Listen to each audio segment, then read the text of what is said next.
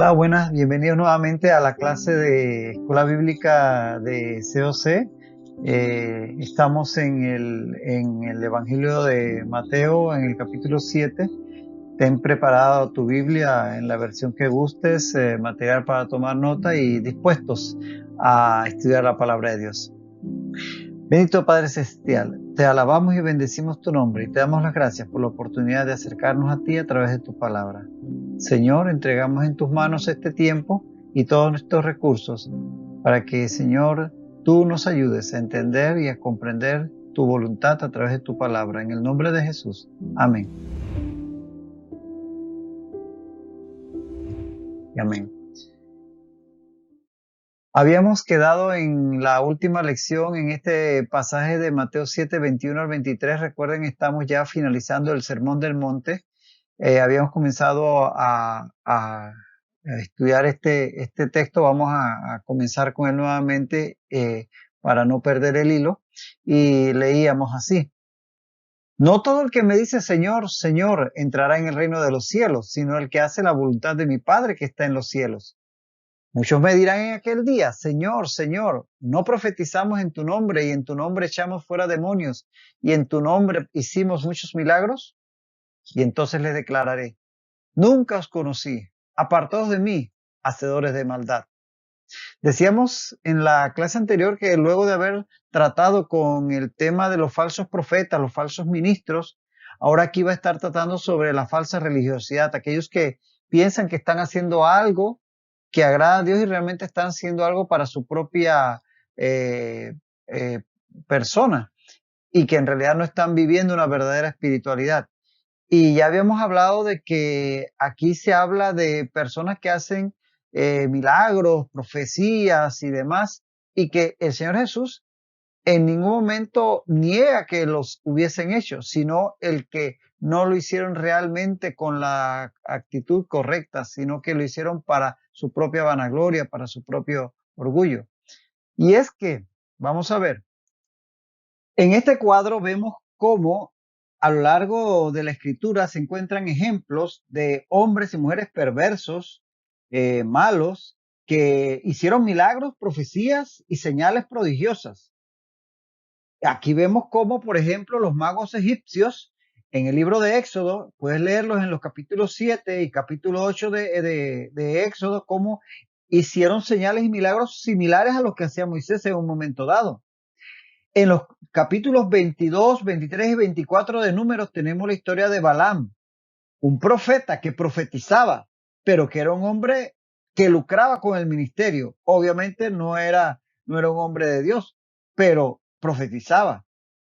En 1 Samuel capítulo 10 tenemos el caso de Saúl, que siendo un hombre tan voluble, tan inestable en su carácter, que Dios lo desecha del ministerio por su falta de obediencia y demás, vemos como en un momento dado Saúl se ve envuelto en medio de un grupo de profetas y comienza él mismo a profetizar. Y la gente decía, ¿también Saúl entre los profetas? Y ese mismo Saúl acude allá al final de su vida, allá en el capítulo 28 de 1 Samuel, a una hechicera, a la divina de Endor, para saber su futuro y le pide que le haga venir al profeta Samuel.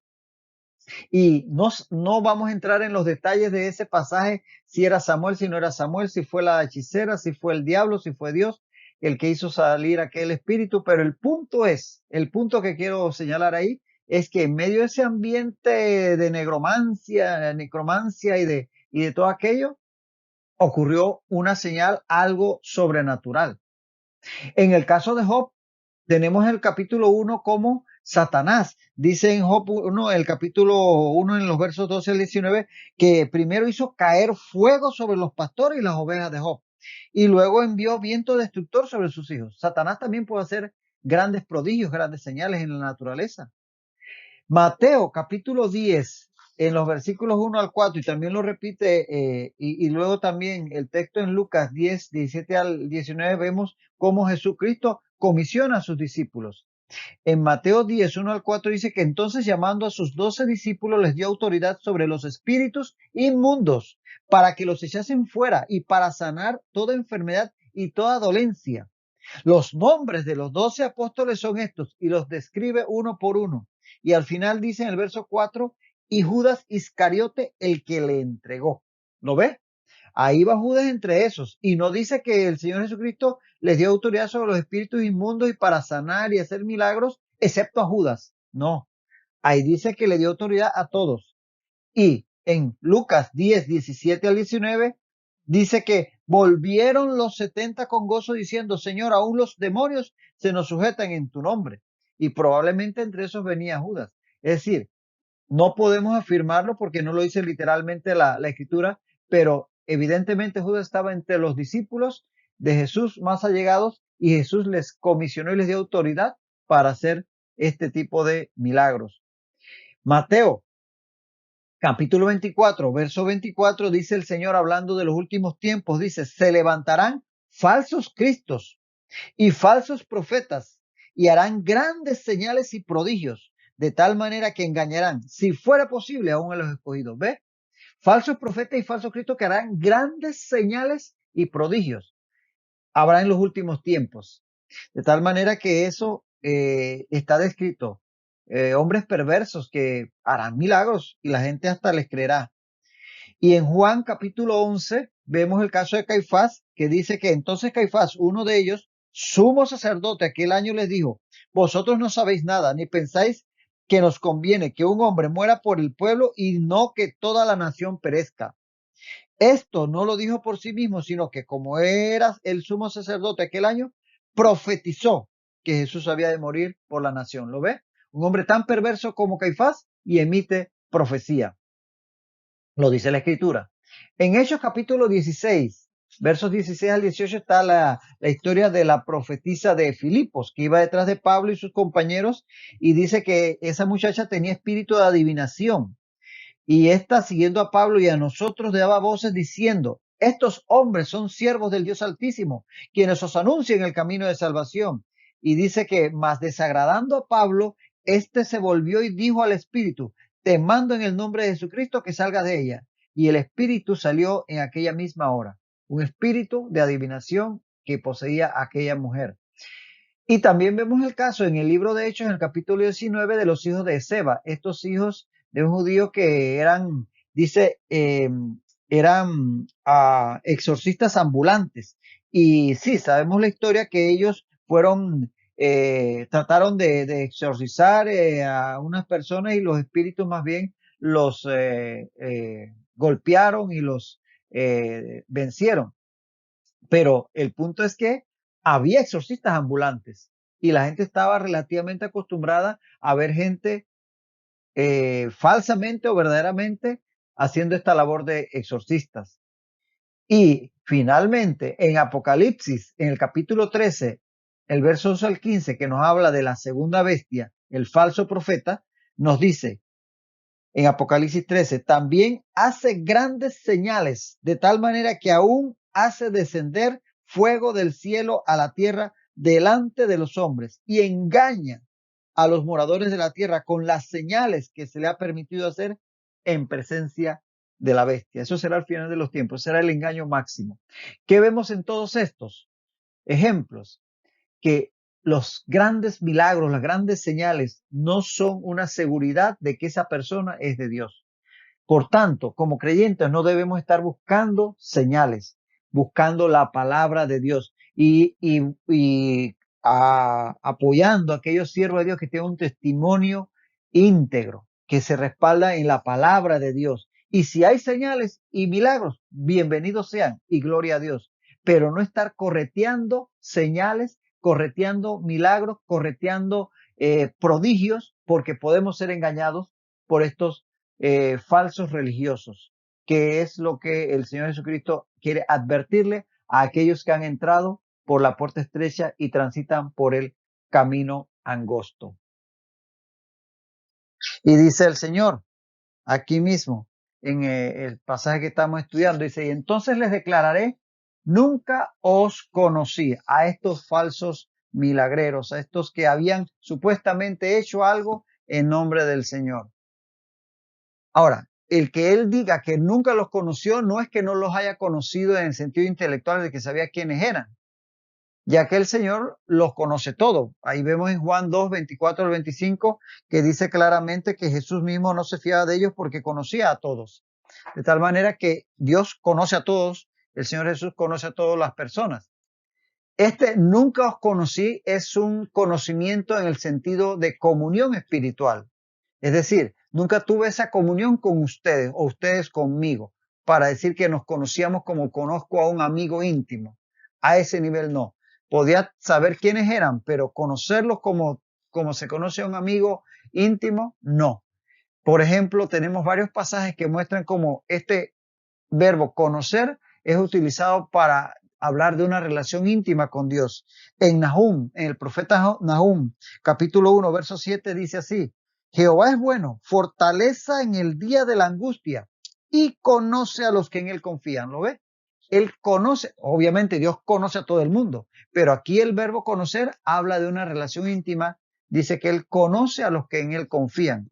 Y en Juan 10:14 dice: yo soy el buen pastor y conozco mis ovejas y las mías me conocen, dice el Señor. Y en 1 Corintios 8:3 dice: pero si alguno ama a Dios, es conocido por él.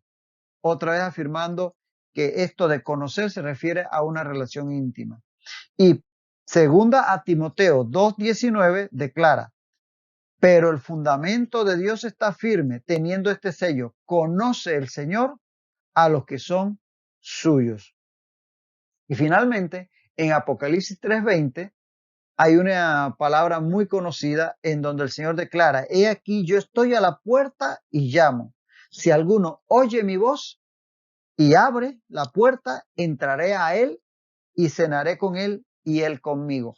Hablando de esa comunión íntima que va a tener con aquel que le reciba en su corazón.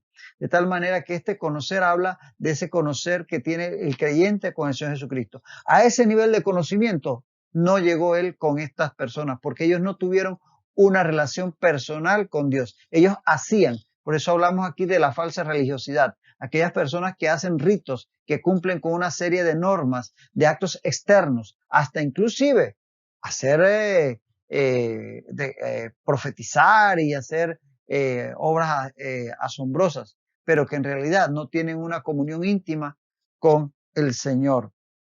Y es que para las personas, para los seres humanos, es mucho más fácil tener una religión que vivir una vida de comunión íntima con el Señor. Porque cumplir con los actos externos es mucho más fácil. Que tú des tanto dinero, que tú vayas a tal lugar tantas veces a la semana, o que tú hagas aquel acto, o que te vistas así, o que hables así. Las acciones que fácilmente uno puede como tener una checklist que hice, lo que es una religión, eso es más fácil. Cumplir con un horario de una reunión semanal, pero vivir una vida de comunión con Dios, de comunión íntima con Él, al punto que le obedecemos y cumplimos con sus mandatos, aun a pesar de lo que en un momento dado nosotros quisiéramos, eso es más difícil. Alguien observó que la palabra cumplimientos estaba compuesta de cumplo y miento. Un juego de palabras ahí, ¿verdad? Porque probablemente el cumplimiento de las normas en una vida religiosa se puede hacer solamente externamente, mientras que internamente hago otra cosa. Voy y cumplo con la reunión mandatoria y luego miento porque saliendo de ahí hago lo que se me antoja y no lo que agrada a Dios. Cumplo y miento, dicen algunos que es una paradoja de la palabra cumplimiento. Es más, dijo Matthew Henry, la gracia sin milagros nos puede llevar al cielo, pero milagros sin gracia jamás. La gracia sin milagros nos puede llevar al cielo, pero milagros sin gracia jamás. ¿Qué razón tenía Matthew Henry? Porque hacer cosas y hacer cosas y hacer cosas no salva a nadie. Es recibir la salvación por gracia y transformación en nuestro corazón, y luego de eso vendrán las obras, lo que nos lleva a la salvación eterna. Y bueno, ahí les dice finalmente el Señor a estos, recordemos que es un escenario de juicio al final de los tiempos, y esto lo vimos, lo comentamos en la clase pasada, les declara a estos falsos religiosos, apartados de mí, hacedores de maldad. Porque si hay algo que rechaza el Señor, es esa falsa religiosidad, que solamente quiere cumplir con normas externas sin una transformación en el corazón. La razón de ser rechazados no es porque hagan cosas, sino por su condición de pecadores irredentos. Es decir, no tienen una verdadera transformación en su corazón, solamente hacen actos externos. Y el Señor en realidad siempre va a mirar es el corazón, como lo dice en primero de Samuel 16:7, que el Señor no mira lo que mira el hombre, pues el hombre mira lo que está delante de sus ojos, pero Jehová mira al corazón. Entonces el Señor siempre se va a fijar en lo que hay en el corazón y no en nuestros actos. Entonces, hasta aquí el Señor enseñando sobre estos adversarios que se nos van a presentar en el camino angosto cuando pasamos por la puerta estrecha, los falsos profetas, esos falsos ministros y luego acá estos falsos religiosos que nos pueden engañar si nos dejamos llevar por las señales, los milagros y esos portentos. Es una advertencia para aquellos que están en el camino angosto, para que no nos dejemos apartar, que perseveremos en la palabra, en su enseñanza, como nos va a recalcar al final con la parábola con que va a cerrar el sermón del monte, que es lo que viene a continuación. Dice así en Mateo 7, 24 al 27. Cualquiera pues que me oye estas palabras y las hace, le compararé a un hombre prudente que edificó su casa sobre la roca. Descendió lluvia y vinieron ríos y soplaron vientos y golpearon contra aquella casa y no cayó porque estaba fundada sobre la roca. Pero cualquiera que me oye estas palabras y no las hace, le compararé a un hombre insensato que edificó su casa sobre la arena y descendió lluvia y vinieron ríos y soplaron vientos y dieron con ímpetu contra aquella casa y cayó y fue grande su ruina. Esta es la parábola que cierra la enseñanza del Sermón del Monte. Esto pues va a poner fin al sermón con esta parábola que, dicho sea de paso, es la primera parábola del Señor que aparece en el Evangelio de Mateo. Es la primera que vamos a leer en este Evangelio y vendrán más. Y vale la pena aquí mencionar el concepto de parábola. ¿Qué es una parábola? Alguien ha dicho que una parábola es un símil extendido, es decir, es una enseñanza donde se compara una verdad abstracta, muchas veces espiritual, con una figura, una imagen gráfica, una historia, etcétera. Es decir, que un símil es aquello cuando tú dices, por ejemplo, el Señor dice, yo soy la puerta. Ese es un símil. Yo soy el buen pastor. Es decir, no hay una palabra de comparación. No soy como el buen pastor, no soy como la puerta, sino yo soy la puerta, yo soy el buen pastor. En la parábola hay una expresión más extensa, donde se elabora más. Por eso dicen, estas son definiciones de Hendrickson, que una parábola es un símil extendido. También dice que es una historia ilustrativa en la que se establece una comparación. Siempre en la parábola va a haber, aunque sea una pequeñita historia, aunque sea breve, a veces un poquito más larga, pero es una historia que ilustra una verdad que puede ser más difícil de comprender solamente enunciándolo, entonces se da una historia que la ilustra. Y siempre se establece una comparación, es decir, la historia se compara con la verdad que se quiere enseñar.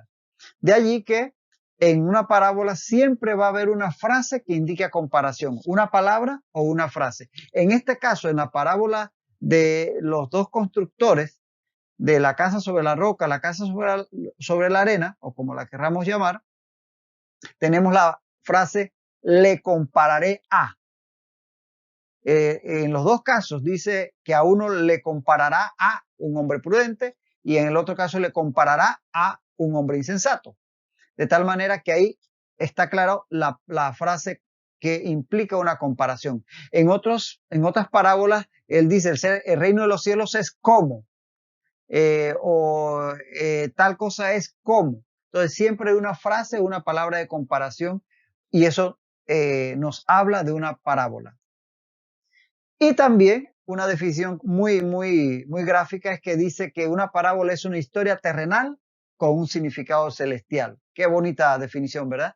Yo creo que con esa me quedo. Pero en fin, todas estas son definiciones de parábolas. Y es que el Señor Jesús enseñaba por medio de parábolas. ¿Y por qué lo hacía así? Porque el que nos hizo, él sabe cómo estamos los seres humanos mentalmente, cómo funcionamos mentalmente. Y nosotros retenemos más historias que frases o conceptos puntuales. Usted mismo cuando va a un servicio en la iglesia, usted verá que le es más fácil recordar las anécdotas, los chistes, las historias, los testimonios, que los conceptos del mensaje. Muchas veces la persona se acuerda del cuentito, del chistecito que el predicador dio, pero no se acuerda de los detalles del mensaje, porque el cerebro nuestro recuerda más fácilmente una historia que se hila con hechos concatenados. Es más fácil recordar. De hecho, se usa como procedimiento de mnemotecnia muchas veces cuando queremos recordar cosas en nuestros estudios, en la universidad, en la escuela, armar una especie de historia para poner todos los hechos en un orden que nos permita recordarlo. Entonces, el Señor sabe eso, por eso nos habla en parábolas. Y por otro lado, el Señor construía estas parábolas en base a lo conocido por los oyentes, porque eso les hacía más fácil a ellos entenderlo. Les hablaba de la pesca, les hablaba de la siembra, les hablaba de todo esto que ellos veían por delante de ellos y que le era más fácil comprenderlo. Y algo que siempre estaba presente es que apuntaban a un principio, a un concepto específico que era relativamente fácil de comprender, de tal manera que quedaba en la mente grabada la historia y por ahí mismo enganchaban con el principio que él les quería explicar. Ahora, a veces cuando era necesario, él explicaba la parábola, sobre todo a los que querían oír un poquito más. Entonces, este es un método muy característico del Señor Jesucristo de enseñar, porque es una forma muy fuerte de retener conceptos, las parábolas. Y de verdad que él las utilizaba magistralmente. Aquí tenemos, por ejemplo, una lista. Si quieres, captura la pantalla, tómale una foto, lo que quieras, aunque este material lo encuentras en muchos textos. Este es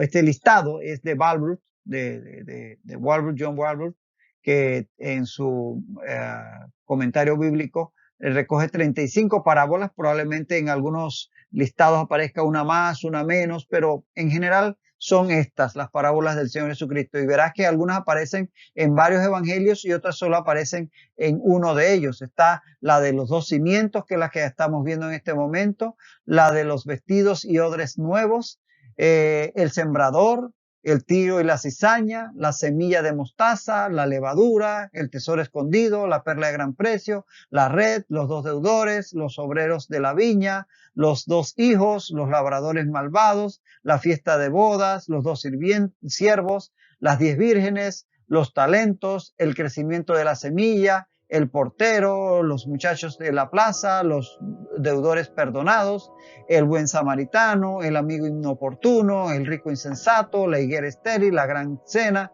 la torre inconclusa y la guerra precipitada, la oveja perdida, la moneda perdida, el hijo pródigo, el mayordomo infiel, el deber del siervo, la viuda y el juez injusto, el fariseo y el publicano y las 10 minas. Son 35 parábolas, como te decía, de repente alguien encuentra una más y le parece que hay una de menos, pero en general son un listado bastante amplio y es algo que nos muestra cómo Jesús realmente utilizaba este recurso que es muy útil para la enseñanza y que por medio de él dejó grandes verdades reveladas. Y algo que tenemos que comprender cuando vamos a estudiar la parábola de los dos constructores, o de la casa sobre la piedra, la casa sobre la arena, la casa sobre la roca, sobre la arena, es que en Palestina, en Israel, existían o existen unas áreas como los llamados wadis, que son estos lechos de ríos que pueden permanecer secos por toda la época de sequía y a veces por años inclusive. Y usted llega a ese lugar y puede construir perfectamente y no pasa nada, porque puede parecer que ahí no hay ningún problema. Sin embargo, cuando vienen las temporadas de lluvia, y sobre todo cuando son años muy lluviosos, las tormentas que se levantan del Mediterráneo y vienen, por tanto, del oeste hacia el este, entran en Palestina, entran en esta tierra de Israel, dejan caer grandes cantidades de lluvia, con vientos semi-huracanados casi, y que van a causar grandes destrozos en algunas regiones. Estas tormentas que se dan en las épocas de más lluvia sobre Israel pueden inundar algunos de estos wadis, y los wadis quedan llenos de agua y son verdaderos ríos que pueden arrasar con cualquiera que se le haya ocurrido levantar una casa en un lugar así. Imagínense un escenario como este a la hora de valorar el texto de la parábola que estamos estudiando. Un terreno que puede permanecer incluso por años seco, que no pareciera que pasa nada, pero que un año excesivamente lluvioso lo puede inundar, convirtiéndolo en un verdadero río. Ahora bien, eso es parecido a lo que hacemos muchas veces, o lo que vemos, muchas veces acá en Panamá, donde personas se asientan en áreas que ven totalmente despejadas y les parece un gran negocio porque son áreas baldías, y levantan sus casitas ahí. Y resulta que pasa un año, no pasa nada, pasan 2 años, no pasa. Y después de 10 años viene una gran inundación cuando nos toca la cola de un huracán y se da una inundación y se lleva todas las casas y le inunda. Como ocurrió lamentablemente, por ejemplo, con la región de los Llanos en Chepo, cuando hubo que abrir la represa de Bayano e inundó toda esta región que estaba declarada como no habitable porque podía ser susceptible de inundaciones. Entonces, algo parecido. Una región o un lugar donde te podrías asentar sin que pareciera que pasa nada. Ten eso presente. Y aquí vamos a ver la secuencia de eventos que van a ocurrir. Vamos a ver el modo de construir, luego la prueba y finalmente el resultado. Esa es la secuencia de los eventos que vamos a estudiar en la parábola. El modo de construir, la prueba y los resultados. Verás que la prueba es la misma para ambos. Lo que los diferencia a los dos hombres es el modo de construir y el resultado. Y ojo, que el resultado no depende de la prueba, porque la prueba es la misma para ambos. El resultado va a depender del modo de construir. Eso lo vamos a estar viendo en la próxima lección, puesto que ya definitivamente que el tiempo ha avanzado. Nada más que tengamos presente el punto en donde nos encontramos para que no perdamos el hilo de la enseñanza. Estamos en el final del capítulo 7, en la parábola de la casa sobre la roca, la casa sobre la arena, los dos constructores, y aquí vamos a continuar en la próxima lección. Hasta entonces, que el Señor siga bendiciendo tu vida rica y abundantemente, y que el Señor prospere todo cuanto hagas.